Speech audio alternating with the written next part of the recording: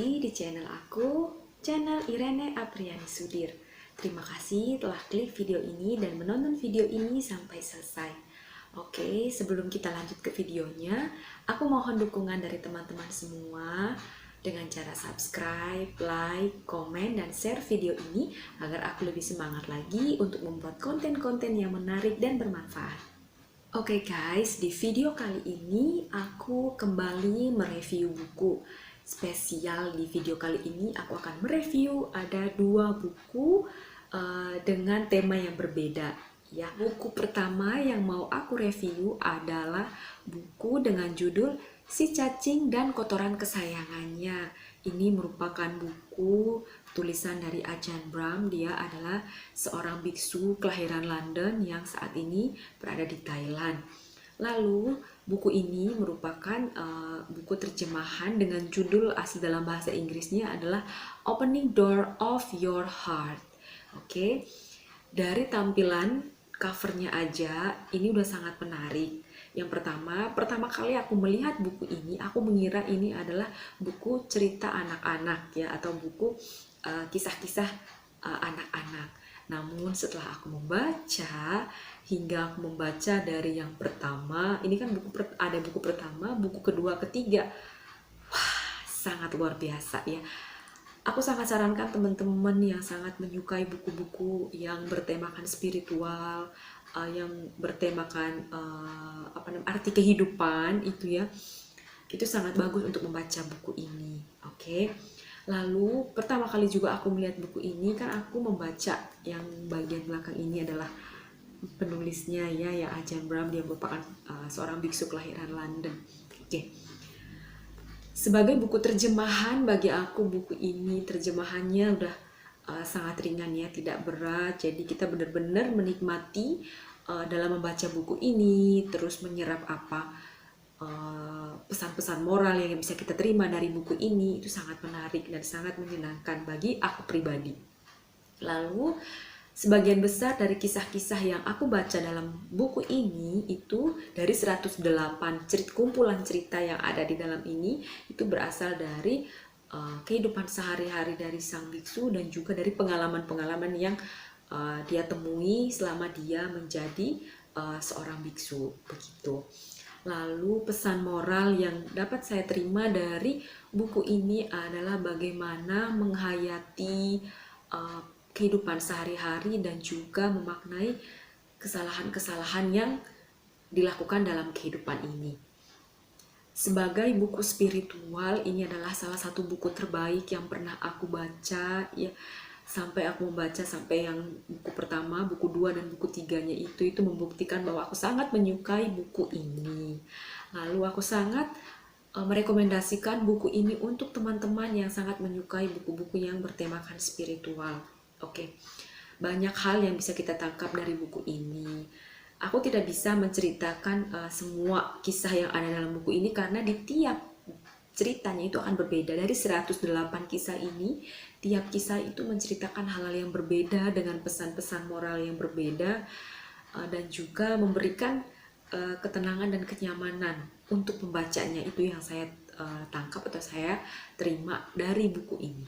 Lanjutan lagi dari buku ini tidak terkesan menggurui ya, maksudnya meskipun ini diberikan oleh seorang biksu, tapi ini sangat general atau universal, bisa diterima oleh kalangan siapapun karena seperti yang saya bilang tadi, ini sangat universal, bisa dibaca oleh siapapun dan ini tidak mengarah pada agama apapun begitu ya.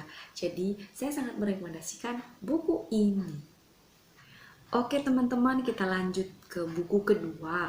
Untuk teman-teman yang sudah mengikuti review-review buku aku sebelumnya pasti tidak asing lagi dengan buku ini.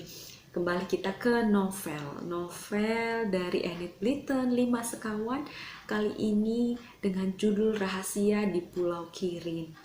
Oke teman-teman, ini adalah novel yang bertemakan petualang ya. Jadi novel ini masih tentang 5 sekawan di mana 4 orang anak dan 1 ekor anjing, yaitu Julian, Dick, Anne, George, dan Tim ya, nama anjing dari mereka. Oke. Dari buku ini sudah kita bisa lihat covernya juga udah sangat menarik untuk novel anak-anak dan novel petualangan.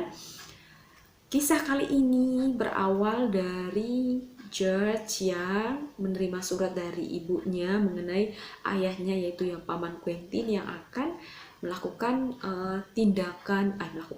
melakukan kegiatannya sebagai seorang ilmuwan itu di Pulau Kirin, di mana kita tahu bahwa Pulau Kirin itu adalah menjadi pulau miliknya George ya, yang sudah diserahkan oleh ibunya menjadi miliknya George, di mana George merasa liburan kali ini tidak asik karena dia tidak bisa menikmati pulaunya itu bersama dengan saudara-saudara sepupunya. Namun dengan keterpaksaan dia menerima keputusan orang tuanya yang gak bisa diganggu gugat itu, dia bersama 3 orang sepupunya itu malah bertemu dengan petualangan yang seru, di mana dia benar-benar ingin membantu sang ayah untuk memecahkan sebuah misteri yang terjadi di pulaunya itu sendiri. Kisahnya juga berlanjut dengan mereka memiliki teman baru bernama Martin, di mana Martin ini yang juga mengambil andil dalam petualangan mereka kali ini ya. Bagaimana mulai dari awal ceritanya masih dengan alur maju, akan sampai ke klimaks cerita dan juga penyelesaian konflik yang ada dalam buku ini masih tetap ujungan jempol ya.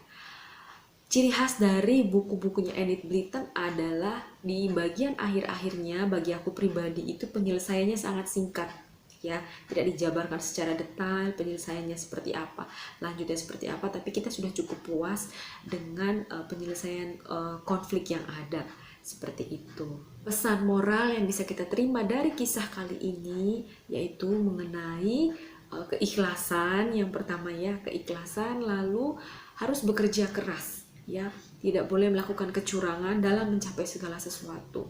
Karena apabila sudah melakukan hal yang curang berarti kita telah merugikan orang lain, dan tentu saja pekerjaan yang kita lakukan atas dasar kecurangan itu sangat tidak berkah. Sebagai sebuah buku terjemahan untuk jenis novel petualangan dan juga novel anak-anak, ini sangat ringan dibaca. Yakin 100% saat membaca buku ini tidak akan merasa terbebani kepalanya ya untuk membacanya. Lalu ini yang Rahasia di Pulau Kirin ini merupakan dari seri 5 sekawan itu yang ke-6. Masih banyak cerita-cerita yang lain yang mungkin akan kita temui di video-video aku selanjutnya. Oke teman-teman, demikian video review aku. Ada 2 buku yang aku review di video kali ini. Terima kasih ya teman-teman telah menonton video ini hingga akhir. Semoga video ini bermanfaat, menarik, dan juga menghibur kita semua. Aku sangat mengharapkan pertemuan kita di video-video aku selanjutnya. Bye-bye.